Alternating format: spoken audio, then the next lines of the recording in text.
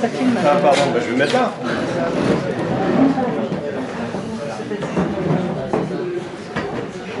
Alors, bonsoir à tous. On va commencer. On arrive, c'est par souci de faire le sérieux du monde. Voilà, on va commencer puisque c'est l'heure et les gens vont arriver quand ils arriveront. Je vous remercie de votre présence. Je remercie l'abbé Laurence Pritt, qui est un camarade il y a longtemps de m'avoir invité. Et je viens ici donc pour vous présenter un sujet que certains connaissent et d'autres peut-être pas, qui est les 4 tempéraments, mais avec un éclairage très particulier, qui est celui des 4 animaux d'Ézéchiel. Voilà. Alors je vais commencer par vous poser des questions. Qu'est-ce qui connaît les 4 tempéraments? Ah, pas tant que ça. Quel tempérament? Qu'est-ce qui connaît les 4 animaux d'Ézéchiel? C'est les 4 évangélistes. On peut dire que c'est ceux-là aussi. D'accord. Donc il va falloir que j'explique un peu les tempéraments. Et ensuite je vous expliquerai quel lien je fais avec les animaux d'Ézéchiel. Alors en introduction, je vais me présenter. Donc j'ai quitté l'armée il y a 4 ans, après une carrière dans l'armée de terre, qui m'a amené à commander un régiment dans les troupes de montagne. Voilà, donc qu'est-ce que je viens faire à vous parler de tempérament? C'est une bonne question que je me pose encore moi-même, puisque ce n'était pas du tout mon intention au moment de quitter l'armée, puisqu'en fait je suis en train de m'installer comme berger dans les Alpes. Voilà. Et comme berger dans les Alpes, ça demande un gros financement, j'ai été obligé d'écrire des bouquins pour essayer de financer ma ferme. Et comme pour vendre les livres, eh bien, il faut faire des conférences, voilà pourquoi je me retrouve ici aujourd'hui. Vous pouvez prendre il y a quelques places au premier rang. Alors ça va peut-être vous étonner, mais les tempéraments, j'ai écrit un livre dessus, mais c'est pas du tout ma passion. Dans la vie de tous les jours, ça ne m'intéresse pas plus que ça. En revanche, ce sont des choses qui sont vraies et qui ne sont pas connues, et qui peuvent être très utiles, donc de connaître les tempéraments. Alors qu'est-ce qui m'a amené, en tant que militaire, à me pencher sur ce sujet? Eh bien, c'est tout d'abord l'Église catholique, figurez-vous. Dans la personne de certains prêtres qui m'ont dit « Pierre, tu vas te former au tempérament avec ta femme. » Voilà, parce qu'il y a trop de couples qui explosent. Et donc, il est bon de connaître un petit peu les différences de tempérament, ça aide dans les relations du couple. Donc, je suis parti avec ma femme et on s'est formé au tempérament comme ça. On a fait une session de 2 jours et je connaissais rien du tout. C'était en 2010 à peu près, vous voyez, ça remonte. Et puis, ça nous a ouvert pas mal de perspectives parce qu'on fait un petit test pour savoir de quel tempérament on est et il se trouve que ma femme et moi on était à l'opposé. On avait tout pour ne pas se comprendre. Et pourtant, on se comprenait. On se comprenait un peu. Et puis, ça va te sembler quand même assez incroyable que ce ne soit pas connu, alors que c'est tellement vrai. En fait, les tempéraments, c'est vrai, et c'est des choses qu'on peut observer. Et c'est dommage que ce ne soit pas connu. Pourquoi c'est pas connu? Bon, c'est une première question. La deuxième, toujours ces mêmes prêtres, ils m'ont dit il faut que tu fasses des études de psychologie. Alors là, autant vous dire que c'était pas du tout ce que je voulais faire. Mais donc comme je suis obéissant, j'ai fait des études de psychologie. J'ai étudié la psychologie catholique, Freud, Saint Thomas. Et comme j'étais pas du tout d'accord avec tout ce qu'on me racontait, alors pas du tout, et bien j'ai étudié les docteurs de l'Église. Et j'ai trouvé dans les docteurs de l'Église des choses sur la psychologie qui sont bien plus puissants que Freud, etc. Donc j'ai creusé un peu ce sujet, mais pas du tout pour en parler pour moi, tout simplement. Et puis ensuite, le métier militaire m'a amené à un chef qui m'a dit, on avait discuté des tempéraments, il m'a dit, tu vas faire une formation pour les chefs du régiment, sur les tempéraments. Voilà, alors j'y suis allé à reculons, et en fait j'ai fait une petite formation, notamment sur les incompatibilités d'humeur. Alors ça a intéressé tout le monde, ça. Parce qu'on voit bien qu'il y a des gens avec qui le feeling ne passe pas et on ne comprend pas pourquoi. Ça s'explique par les humeurs et les tempéraments. Voilà, donc ça c'était en 2013, j'ai fait les premières séries de conférences. Et puis il y a des gens qui ont assisté à mes conférences qui sont revenus me chercher en 2017.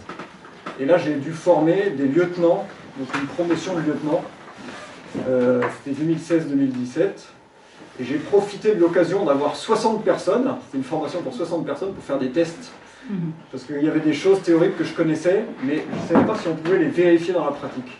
Donc j'ai fait des tests en faisant des groupes de tempéraments. Et le résultat est extraordinaire, vraiment extraordinaire. En fait, c'est dommage que ce ne soit pas connu, tellement ça explique beaucoup de choses sur nous-mêmes et sur les autres. Voilà. Et puis il y a 4 ans, donc, comme je disais, j'ai quitté l'armée pour m'installer comme fermier. Et comme les choses ne marchaient pas comme je voulais, que je suis arrivé au bout de mes réserves financières, eh bien, on m'a rappelé pour faire des conférences. J'ai pas pu refuser, c'était l'année dernière. Et j'ai promis que si les gens me donnaient ce qu'il fallait à la conférence, je sortais un bouquin. Et comme les gens m'ont donné ce qu'il fallait, ben, j'ai dû écrire mon bouquin. Et maintenant que j'ai les bouquins, eh ben, j'ai des stocks chez moi, il faut que je les vende. Parce que je vis de ça, et c'est pour ça que je fais des conférences. Alors, le sujet que j'ai proposé, c'est les 4 tempéraments. Comment est-ce qu'on peut comprendre nos humeurs, celles de nos proches, à l'aide de la Bible? Alors, je vais poser quelques questions successivement. Le premier, et voilà, je vais poser 12 questions. Je ne sais pas si j'aurai le temps de les faire toutes, mais j'ai prévu 12 questions et je vais y répondre successivement. Première question. Quel est le meilleur manuel de psychologie? Réponse, la Bible. La Bible? Eh oui. Pourquoi? Alors pourquoi est-ce que je vous dis ça? Parce que la psychologie, pour être bonne, elle doit être vraie. Or, chez Freud, vous trouvez, une des références de la psychologie, mais chez toutes les écoles, vous trouvez des mensonges. Des mensonges et des mensonges et des mensonges. Et des choses qui détraquent les hommes et qui donnent des fausses explications. La vérité, elle est dans la Bible. C'est pas moi qui le dis, hein, c'est clair. La vérité, elle est dans la Bible. Alors, est-ce qu'il y a des vérités d'ordre psychologique dans la Bible? Ah oui, bien sûr. Et toutes les communautés religieuses, ils vous diront, ceux qui chantent les psaumes tout le temps, toutes les émotions sont dans les psaumes. Dans les 150 psaumes, vous balayez toutes les émotions du cœur humain. Donc déjà là, on a une référence de psychologie. Et vous voyez, dans les psaumes, il y a la tristesse, il y a la colère, il y a le cri d'angoisse, il y a toutes les émotions. Alors aujourd'hui, vous avez plein de gens qui nous disent « Ouais, les émotions, les émotions, les émotions », mais ils ne connaissent rien, parce qu'ils ne lisent pas la Bible. Il faut lire les psaumes pour savoir ce que c'est que les émotions, dans ce qu'elles ont de bon. Parce que dans les émotions, il y a du bon et du mauvais. Hein. Mais dans les psaumes, on a les émotions tournées vers Dieu. Voilà. Donc ça, c'est, à mon avis, très important. Alors, est-ce qu'il y a des psychologues qui sont allés chercher des vérités psychologiques dans la Bible? Ben oui, tous les docteurs de l'Église. Il suffit de les lire. Tous les docteurs de l'Église ont expliqué comment on fonctionnait à partir d'images de la Bible. Je vais vous donner quelques exemples. Saint Louis-Marie Grignon de Montfort. Quand il parle des vertus cardinales, donc quand on parle de vertus, c'est de la psychologie, hein, parce que les vertus, c'est ce qu'il y a dans notre âme, ce qui nous donne de la force. Et il dit, les 4 vertus cardinales sont représentées par les 4 fleuves du paradis terrestre. Voilà. Alors il ne développe pas, c'est dommage, mais ça veut dire qu'on a une source en nous, c'est ça qu'il veut dire, on a une source en nous, c'est la source des vertus. Et donc cette source, elle existe, et cette source ensuite, eh bien, dans la Bible, il y a plein d'images sur les sources, mais notamment, elle est polluée par le péché originel. Saint Jacques dit à un moment, une source amère, que peut sortir de d'où? L'amertume, c'est le péché, et nous, la source de nos vertus, elle est polluée par le péché. Voilà. Donc il y a plein de choses dans la Bible qui nous expliquent la psychologie, la vraie. Alors, si vous ouvrez les premières pages d'un de mes livres, je prends souvent cette image. Quand vous achetez une bagnole ou une machine à laver, si vous achetez une machine à laver Brandt, vous n'allez pas aller voir Siemens pour avoir le mode d'emploi. Vous allez prendre le mode d'emploi de Brandt. Si vous achetez une voiture chez Renault, vous n'allez pas aller chez Mitsubishi pour savoir comment la réparer. Vous allez voir chez Renault. Et bien l'homme, c'est pareil. Le mode d'emploi de l'homme, le seul qu'il a, c'est celui qu'il a fait. C'est pas Freud, c'est Dieu. Donc si on cherche comment fonctionne l'œil, il faut chercher celui qui l'a fait. C'est là où il faut chercher. Alors c'est ce que je fais depuis des années. Je fais ça pour moi, à titre personnel. Et puis maintenant, je suis obligé d'en parler. Voilà, c'est comme ça. Donc j'ai répondu à ma première question. Meilleur manuel de psychologie, la Bible. Saint François de Sales, Saint Jean de la Croix, ils expliquent tout notre fonctionnement par des images bibliques. Saint Jean Chrysostome, tous les docteurs de l'Église quasiment. Ils sont psychologues, hein, parce qu'ils parlent de comment on fonctionne. L'imagination, la volonté, la mémoire, les passions, l'inquiétude, tout. Quand vous allez voir un psychologue dans un cabinet de psy, il va vous expliquer tout ça, mais avec d'autres références. Alors, deuxième question. Que dit la théorie des humeurs? Alors, comme vous, apparemment, tout le monde ne connaît pas, je vais être obligé d'en parler un petit peu, mais je ne vais pas pouvoir beaucoup l'approfondir. La théorie des humeurs, elle remonte à Hippocrate. 5e ou 6e siècle avant le Christ. 5e siècle, je crois. Médecin, on connaît tous le serment d'Hippocrate, hein, c'est le père de la médecine. Donc lui, il enseignait que l'homme, dans son corps, a 4 humeurs principales. Une humeur, c'est quoi? C'est un fluide, un liquide. D'accord? Donc en fait, dans nos veines, si vous voulez, dans notre sang, on a des liquides qui circulent. Il y en a 4 principaux. Ils sont connus depuis Hippocrate. Alors j'ai échangé un petit peu avec un ancien rabbin que vous connaissez sans doute, qui s'appelle Élie-Marie Sedbon. Ah ouais. Voilà. Il m'a dit, mais les rabbins, même avant Hippocrate, ils l'enseignaient. Ils le savaient déjà. Alors il me semble que tout ce que les Grecs connaissent, ça vient de Salomon. Parce que Salomon a eu beaucoup de révélations sur comment fonctionne. Oui, dans les... Je fais une petite parenthèse, 4 humeurs. Donc, notez-les ou retenez-les. La première, c'est la bile. La bile, ça vient du grec kólé, qui veut dire le fiel. Je ne sais pas si certains d'entre vous ont déjà vidé un lapin ou un poulet ou un chevreuil. Quand vous ouvrez dans les entrailles, à côté du foie, il y a un petit truc vert, une petite poche verte.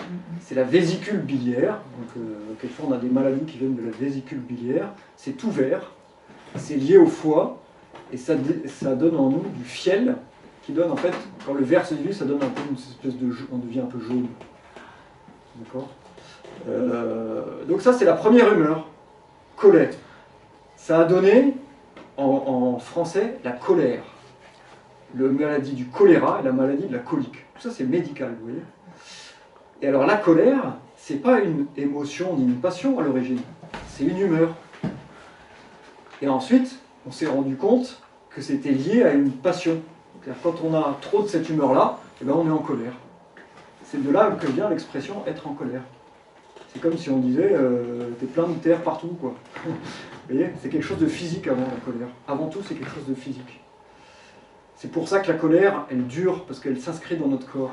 Quand quelqu'un nous met en colère, une image que je prends souvent, quand quelqu'un nous met en colère, souvent la colère, elle naît en nous, et ensuite, pendant une demi-heure, on va être en colère. On va donner un coup de pied à notre chien, ou à la poubelle, ou qui n'a rien à voir avec la source de la colère. Mais la colère, elle est en nous. Voilà. Donc première humeur, la colère. Deuxième humeur, le flegme, qui est appelé aussi la lymphe, ce qui donne les adjectifs de flegmatique ou lymphatique. On dit que les Anglais sont flegmatiques. Ça a donné aussi l'adjectif flemmard. Vous voyez un peu ce que c'est le flegme. Voilà, ça donne une humeur où les gens sont plutôt tranquilles. Gaston Lagaffe, un peu la caricature du flegmatique. Donc le bilieux, première humeur, celui qui est de cette humeur-là, il est plutôt colérique. Il a tendance à vouloir se battre ou dominer. La bile ou la colère, c'est la même chose. Le flegme, le sang, troisième humeur. Alors le sang, c'est plutôt lié aux gens qui sont chaleureux, actifs, etc. Les hommes sanguins, c'est des gens qui aiment bien les contacts humains, qui sourient facilement, qui voilà, sont sympas, quoi, qui accueillent les autres, qui compatissent pas mal souvent. Quatrième humeur, qui est connue dans notre vocabulaire français, la mélancolie. Mélancolie, ça veut dire la bile noire. Mélanos en grec. Noir, kólé, comme je vous avais dit la colère, mais c'est la bile aussi, donc la bile noire.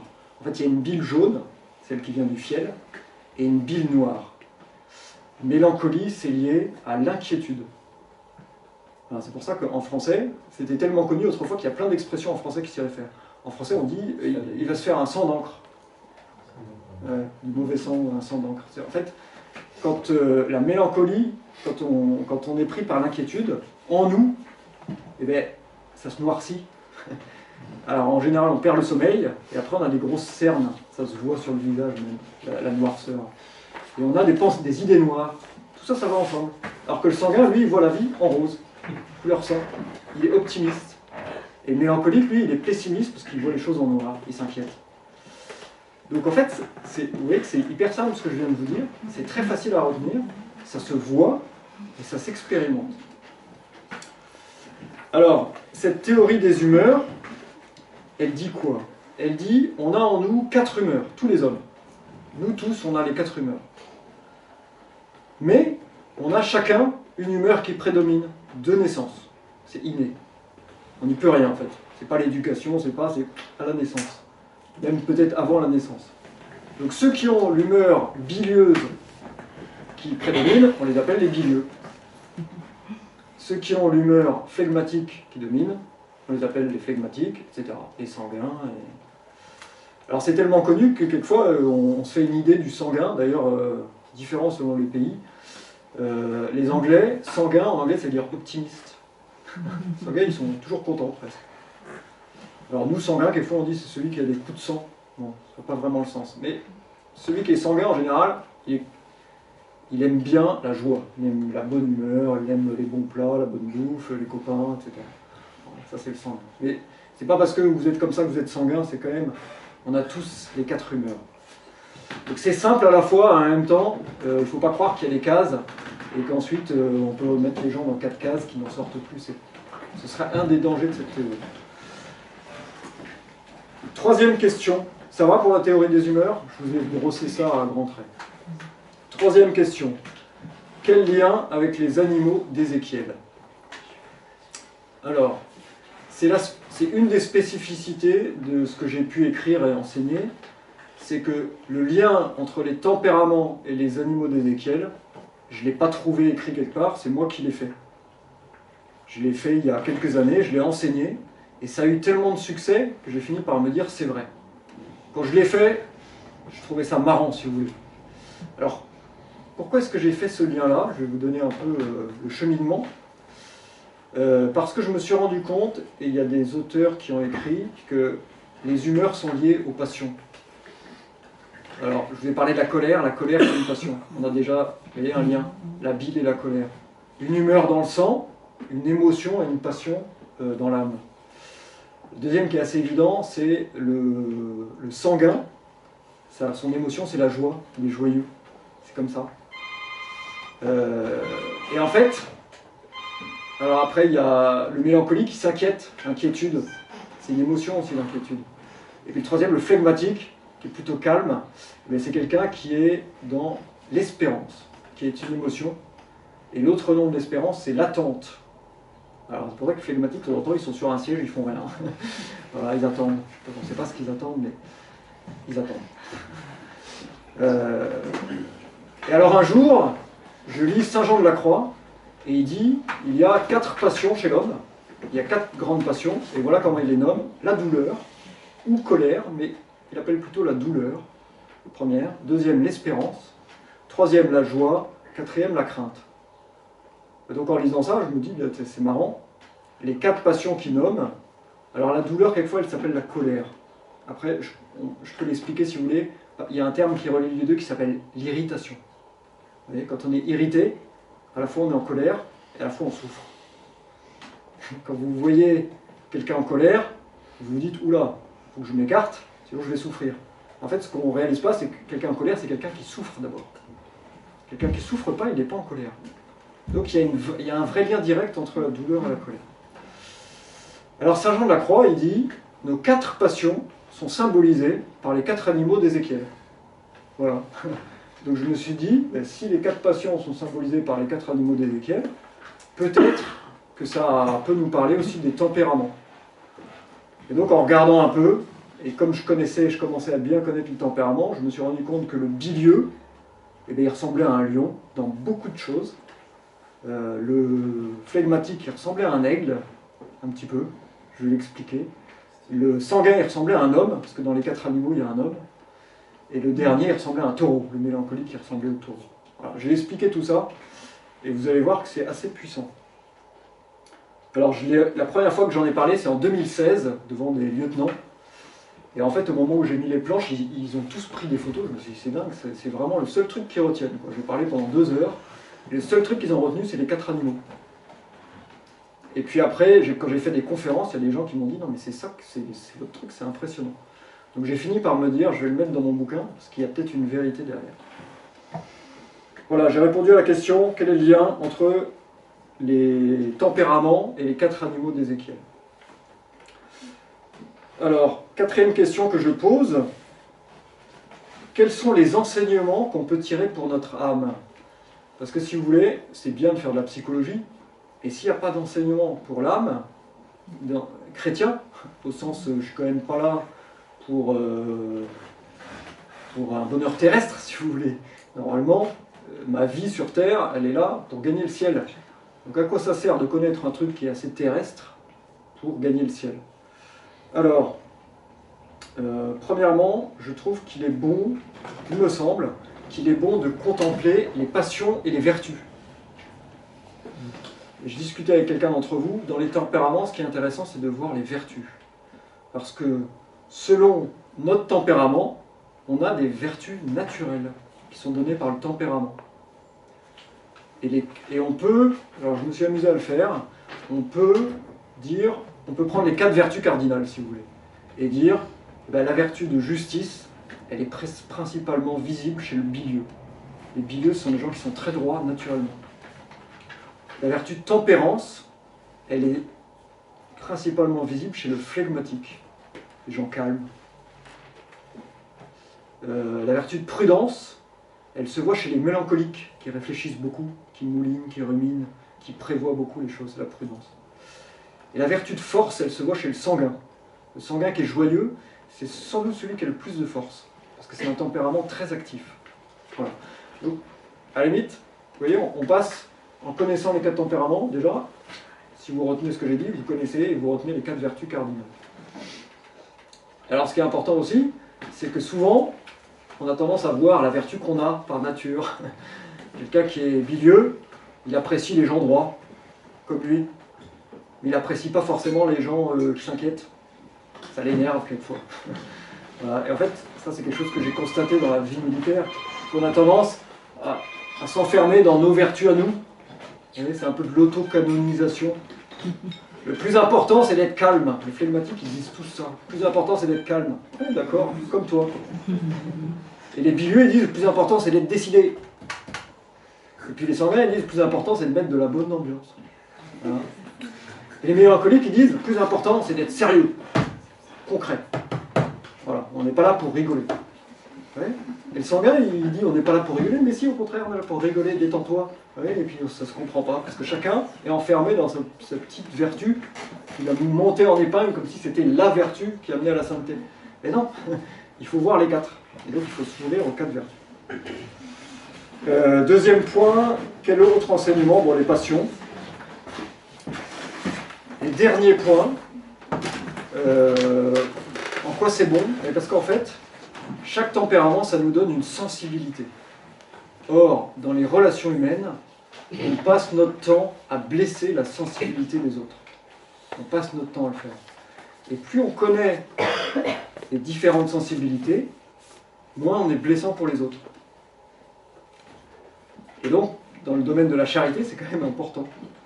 Par exemple, si vous ne comprenez pas les mélancoliques, eh bien vous allez sans cesse, sans vous en rendre compte, blesser les mélancoliques.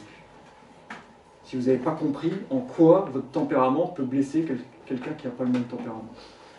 Je vais reprendre les flegmatiques, par exemple. Un flegmatique, il a besoin de calme. Eh bien, si vous êtes toujours dans le brouhaha, vous allez donner des coups de pied dans les fesses des flegmatiques sans cesse. Et vous allez les blesser. Et vous ne verrez pas en quoi c'est pas bien. Alors que si on essaye de s'ouvrir aux différences de tempérament, on va se dire, ben en fait, lui, il a un truc, peut-être qu'il m'énerve parce qu'il est toujours amorphe, mais peut-être qu'il a raison. De temps en temps, il faut peut-être prendre du recul. Vous voyez? Et vous allez comprendre qu'il y a une vertu derrière ce tempérament. Voilà la quatrième question. Cinquième question. Non, alors maintenant, ce n'est pas des questions. C'est que je vais prendre les tempéraments un par un, avec les 4 animaux d'Ézéchiel. Je vais prendre les tempéraments un par un, et je vais vous dire en quoi l'animal concerné décrit le tempérament. Donc, premier animal d'Ézéchiel, le lion. Alors, en quoi le lion nous décrit le tempérament bilieux? Alors, il faut savoir, je ne l'ai pas dit, parce que si je disais tout, il faudrait une semaine. Donc je suis obligé d'aller très vite. Mais il faut savoir que les 4 tempéraments sont liés aux 4 éléments. Le feu, l'air, l'eau et la terre. Ça, c'est pas moi qui le dis, c'est Hippocrate. Et c'est aussi Saint-Hildegarde. Figurez-vous, Saint-Hildegarde parle des tempéraments et elle parle un peu de tout ça. Alors le bilieux, il est lié au feu. C'est un tempérament brûlant. Alors le lion, c'est un animal qui a quelque chose du feu, très étonnamment. Vous voyez par exemple, au cirque, on fait sauter les lions dans un cercle de feu. Pourquoi est-ce qu'on ne fait pas ça avec les chiens, les ours, etc. Ben, il me semble que les lions ont peut-être moins peur du feu que les autres, parce qu'il y a quelque chose du feu dedans. Alors ce qui me fait dire ça, c'est l'hébreu. L'hébreu, le lion en hébreu, ça se dit Arya. Arya, la racine c'est Ar, pour la lumière. Quand vous voyez un lion avec sa crinière, vous voyez, on dirait un animal de feu. Je ne sais pas si vous le percevez, mais il y a quelque chose du soleil dans le lion. Alors, quelle vertu pour ce tempérament bilieux? La justice. La justice, il y a un lien avec le feu aussi. Hein. Dans la Bible, on parle du soleil de justice. Quelle est la caractéristique de ce tempérament? C'est la décision. Les bilieux sont des gens qui se décident. Voilà, naturellement, ils vont prendre des décisions. Quand on les met comme chefs, ce n'est pas des gens qui vont avoir du mal à se décider. C'est naturel chez eux. Il y en a d'autres qui vont avoir plus de mal. Alors, qu'est-ce qu'on voit dans le lion qui explique ce tempérament? Premièrement, le lion, c'est un animal qui est tranchant. Regardez les griffes, les crocs, on n'a pas envie de s'approcher. Ça déchire. Mais les bilieux, ils sont comme ça. Ils sont tranchants. D'ailleurs, dans l'acte de décision, il y a quelque chose du tranchant, hein, le glaive. Vous savez, Salomon, on va couper l'enfant en deux. Voilà. Je me décide, clac, je coupe en deux, je ne fais pas dans la dentelle. Les bilieux, ils sont comme ça. Quand il y a une décision à prendre, ça va faire mal ou ça ne va pas faire mal, je prends la décision. Alors qu'il y en a d'autres, ils sont sensibles à la douleur, et donc ils vont plus avoir du mal. Tranchant. Deuxièmement, qu'est-ce qu'on voit chez le lion? Alors, je ne sais pas si vous avez déjà regardé un peu des images de lion. Quand on voit un lion couché, est-ce que vous avez déjà vu un lion en boule comme un chien? Jamais. Un lion, c'est comme un sphinx. Quand ça se couche, c'est droit. Et quand ça se lève, c'est droit. Quand ça court, c'est droit. Et même quand ça fait des sauts, c'est raide. Je me suis amusé à regarder des photos de lions. Par exemple, comparer un tigre et un lion. Vous regardez un tigre qui saute complètement souple, comme un chat. Un tigre, ça ressemble à un chat, en fait. Un lion, c'est raide, c'est rigide. Et les milieux, ils sont un peu comme ça. Alors, ils sont droits. Certes, c'est droit. Mais par contre, ça manque de souplesse. Hein. Voilà. Alors, les autres tempéraments qui sont plus souples, ils vont souffrir à cause de la rigidité du bilieu. Un lion, c'est dominant. On est d'accord, hein, on l'appelle le roi des animaux. Un lion, c'est dominant. Ça n'aime pas obéir. Ça n'aime pas obéir. Vous voyez, quand on voit les dompteurs, là, ils ont un fouet, et le lion, s'il pouvait, il boufferait le dompteur. Il n'aime pas obéir. Il obéit, mais d'abord, il râle. Mais les bilieux, ils sont comme ça. Avant d'obéir, ils râlent. Donc si vous êtes bilieux, et qu'on vous donne un ordre, vous allez commencer par engueuler votre supérieur. Voilà, je ne suis pas d'accord avec. Et puis après, vous allez obéir, parce qu'au bout d'un moment, on obéit quand même.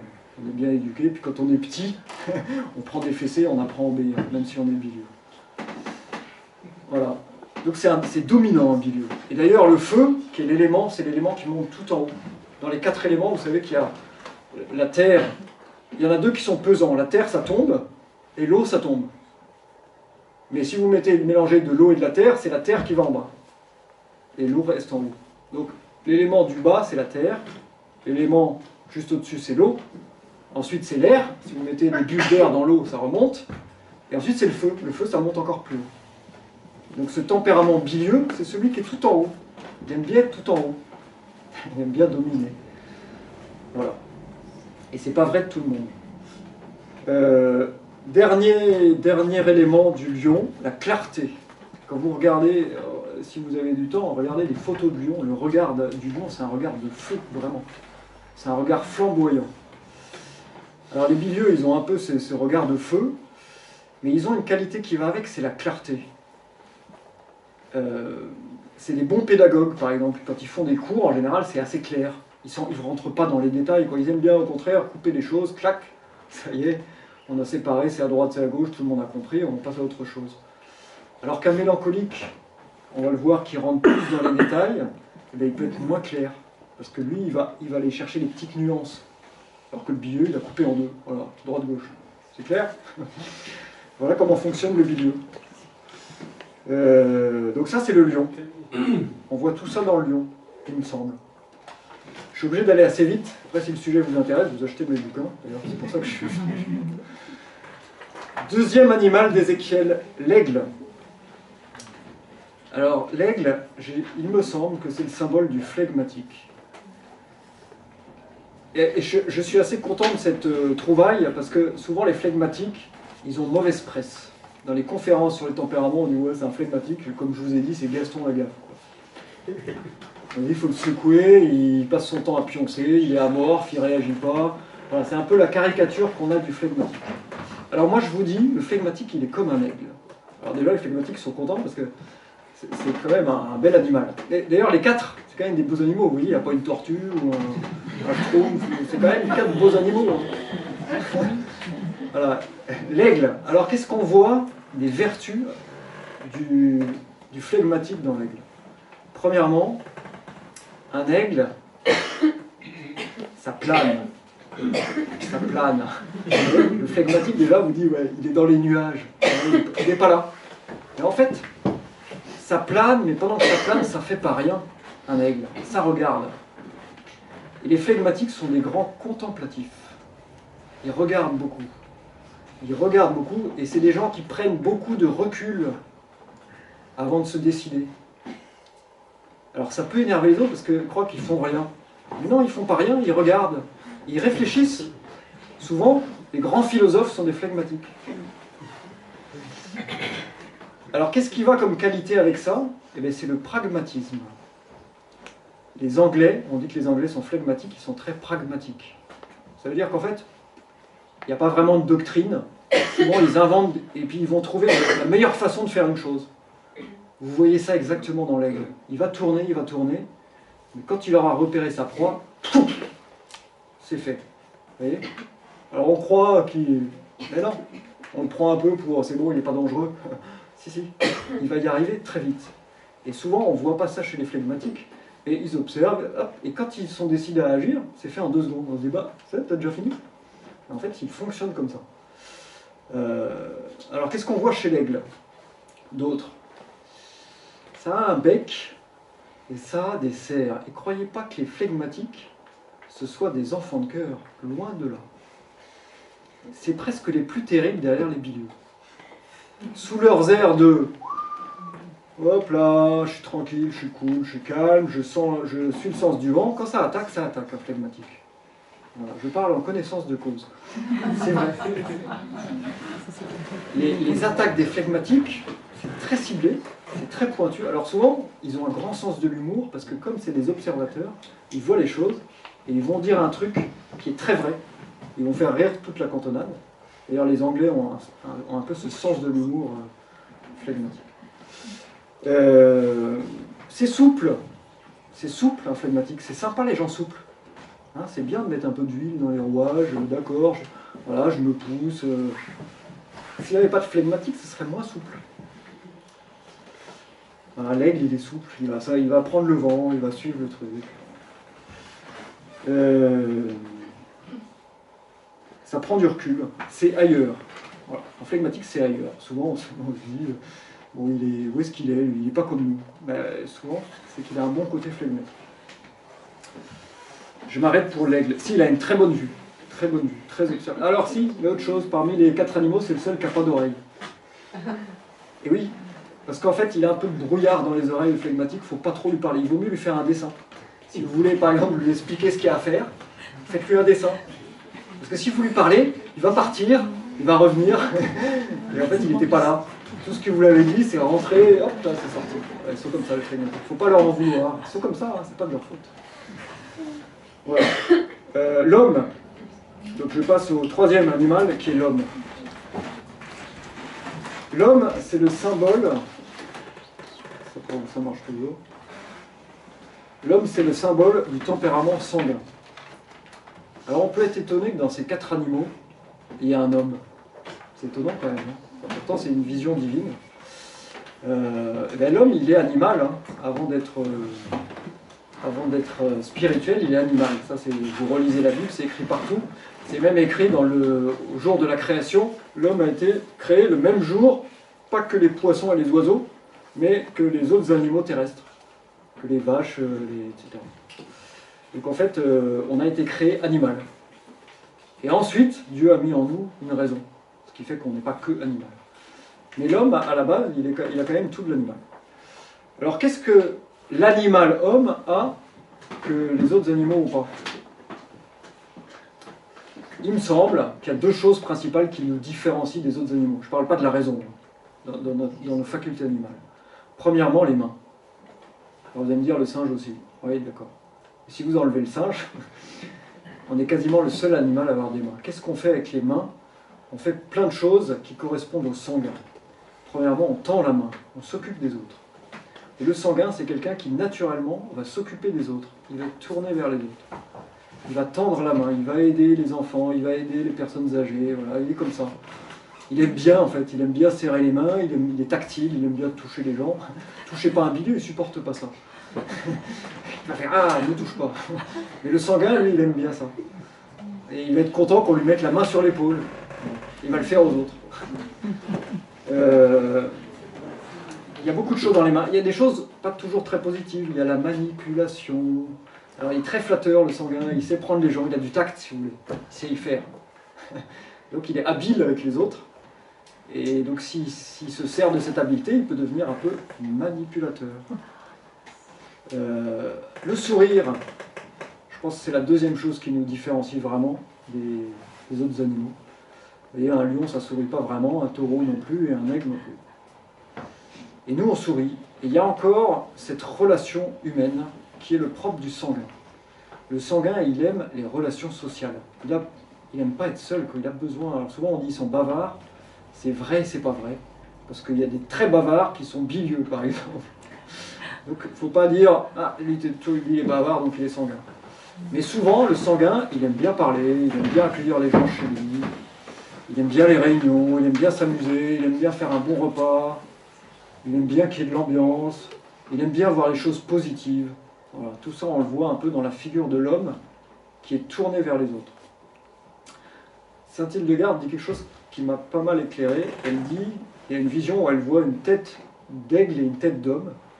Elle dit la tête d'aigle représente l'amour de Dieu, qui est un amour contemplatif, et la tête d'homme représente l'amour du prochain, qui est un amour actif et serviable, si vous voulez. Les sanguins sont comme ça, ils sont serviables de nature. Alors on voit, ils sont travailleurs de nature. C'est étonnant, par exemple, un sanguin, souvent, ça aime bien ranger sa chambre. Ça aime pas s'asseoir et rien faire, ça aime bien agir. Donc souvent, ça aime bien ranger sa chambre, tout déménager. Ça aime bien, bien s'habiller, s'occuper des affaires. Souvent, on dit qu'ils sont coquets, parce qu'ils s'habillent bien. Mais en fait, c'est pas tellement que c'est superficiel, c'est qu'ils aiment bien être dans l'action. Ils aiment bien ça. Ils aiment bien jouer, ils aiment pas tellement s'arrêter. Ils s'arrêtent pas en fait, ils ont de l'énergie à revendre. Alors, le sang d'ailleurs, c'est ce qui fournit l'énergie. Hein. Si on vous enlève le sang, je ne sais pas si vous êtes déjà arrivé de vous endormir sur un bras et de ne plus avoir de sang, vous perdez complètement la force musculaire. Voilà. J'en arrive à mon quatrième animal, qui est le taureau, et qui est le symbole du mélancolique. Pour voir si tout le monde est perdu. Quoi. Tout le monde n'est pas perdu. Le mélancolique, oui. Et vous avez pas dit les éléments pour l'homme? Ah, pardon. L'air, l'aigle, c'est l'air. Et dans les nuages. Le phlegmatique, c'est l'air. L'homme, c'est l'eau. Le sanguin, c'est lié à l'eau. Alors pourquoi l'eau? Parce que l'eau est puissante. C'est la puissance de l'eau. Il y a une force énorme dans l'eau. Un moulin qui tourne avec de l'eau, vous allez pouvoir moudre du blé avec. Tandis qu'avec un moulin avant voilà, il faut quand même des très grandes voiles pour prendre la force du vent. Alors que l'eau, ça a une puissance, c'est pesant, c'est plus... voilà. Il y a une puissance qu'on retrouve. Après ces éléments, c'est Saint-Hildegarde qui dit ça, je me fie à elle. Donc le taureau, élément la terre. Vertu cardinale, je ne l'ai pas dit, la prudence, il me semble. Alors qu'est-ce qu'on voit dans le taureau? Premièrement, on voit la vigilance. Un taureau, ou une vache, enfin cette espèce-là, c'est une espèce qui est vigilante. Essayez de vous approcher d'un taureau, vous allez voir, au bout d'un moment, il va se mettre face à vous, comme ça, et puis vous n'allez pas approcher, parce qu'en fait, vous voyez qu'il vous a repéré. Et si vous êtes loin, il va quand même vous repérer. Quand vous approchez d'un troupeau, tout le troupeau, si vous estimez ennemi, il va se mettre comme ça. S'il y a un veau, je ne sais pas si vous avez déjà approché d'un troupeau, il y a un veau, toutes les vaches elles se mettent vigilance. Donc ça, on voit vraiment ça. Alors pourquoi est-ce que c'est plus vigilant que les autres dans les 4 animaux? C'est que c'est quand même celui qui a la meilleure viande, donc il doit le savoir un peu qu'il peut se faire manger. Vous voyez? Et dans le mélancolique, alors il est en bas de l'échelle, je vous ai dit, le lion il est tout en haut, le taureau il est tout en bas. Et c'est très étonnant, les mélancoliques, ils ne sont pas dominants du tout. De tempérament, un mélancolique, quelquefois on lui dit, bah, tiens, tu devrais être chef, toi. Non, non, non, je veux pas, moi je veux rester ouvrier, tranquille. Pas avoir à donner d'ordre. J'aime pas ça. Les mélancoliques, souvent ils n'aiment pas ça. Si c'est des purs mélancoliques. Alors il n'y a jamais des purs mélancoliques. Et, alors on voit un autre truc qui est très frappant. Quand vous vous baladez dans un champ, par exemple, pour arrêter les vaches, on met un fil électrique. Et même, quelquefois, il n'y a pas d'électricité dans le fil. Je sais pas si vous avez... Quelquefois, les fermiers, en fait, comme la vache, elle s'est pris une fois le truc, elles n'y touchent plus, elles essayent plus de franchir la limite. Les taureaux, c'est pareil. Un lion, avant d'arrêter un lion avec un fil électrique, vous voyez bien que dans les cirques, ils sont dans les cages. Et ça nous montre que le mélancolique, il est archi docile, très docile. C'est des gens, il y a une loi, je vais respecter la loi naturellement. Vous voyez, ça peut faire, c'est des gens par exemple, ça peut leur faire mal d'avoir à couper la ligne blanche avec leur voiture. Il y en a, ils s'en foutent complètement dans les virages. Et vous en avez, hop, ils ne mettent jamais la roue sur la ligne blanche. Ils ont peut-être quelque chose dans le fond de mélancolique, le respect de la loi, très docile. Pourtant, un taureau, si vous voulez, vous n'avez pas envie de plus de le rencontrer que le lion, parce que s'il veut, il vous massacre. Mais il ne mange pas les autres. Mélancolique, c'est pareil. C'est des gens qui ont une force de combat en eux, très forte, mais ils n'aiment pas attaquer les autres, ils n'aiment pas, ils le font quand ils n'ont pas le choix. Et ils le font. Hein. Et ça peut être très violent. Et ils le font quand ils se sentent menacés. C'est pas des attaquants, si vous voulez. Et ça, alors pareil, les mélancoliques, on a tendance à dire ouais, c'est des gens fragiles et tout. Pop, pop, pop, pop, pop. Dans l'armée, j'ai eu des chefs mélancoliques. Moi, je vous dis que c'est pas des gens fragiles. Hein. Quand ils ont décidé de fracasser quelqu'un, eh ben, ils l'accrochent au mur et ils l'embrochent avec leur corps. Hein. Ouh là là. Méfions-nous de la caricature du mélancolique. Alors, ils sont très sensibles, c'est vrai. Ils sont sensibles aux paroles, surtout. C'est à ça qu'on les reconnaît. Pourquoi ? Parce que c'est des ruminants, comme le taureau. Alors, ça c'est un indice par exemple. Si quand on vous dit un truc, vous allez le ruminer toute la nuit, vous êtes probablement mélancolique. Celui qui dit, bon, moi ça m'arrive jamais de repenser à un truc toute la nuit, eh bien, il est sans doute pas du tout mélancolique. Et ça, on est vraiment très différents là-dessus. Vous avez des gens qui vont se reconnaître dans le ruminant, et d'autres qui ne vont pas du tout se reconnaître, parce que c'est complètement à côté de la façon. Alors vous avez des... Après, il y a des mélanges d'humeur. Je rentrerai peut-être un peu dedans. Donc c'est un ruminant. Et donc c'est souvent un méditatif. J'ai dit que l'aigle il était contemplatif, mais c'est souvent un méditatif. Il prévoit, il creuse. En hébreu, méditer, ça veut dire approfondir. Approfondir un sujet. Je vais aller dans le détail, dans le détail, dans le détail. Il y a un peu de ça dans le, il y a un peu de ça dans le taureau, quand vous le voyez brouter son herbe. Vous voyez, l'aigle, il avale sa proie en tout rond, là. Le lion, il fait pareil. Et là, le taureau, il va se nourrir pendant toute la journée. Il va manger ses petites herbes, une par une. Le mélancolique, il est capable de faire un petit travail, là, pendant des heures et des heures. Ce qu'on appelle, vous savez, le travail de bénédictin, on dit ça, c'est vraiment le propre des mélancoliques. Et les civilisations mélancoliques, il y en a, ça donne des gens qui font des travails très précis.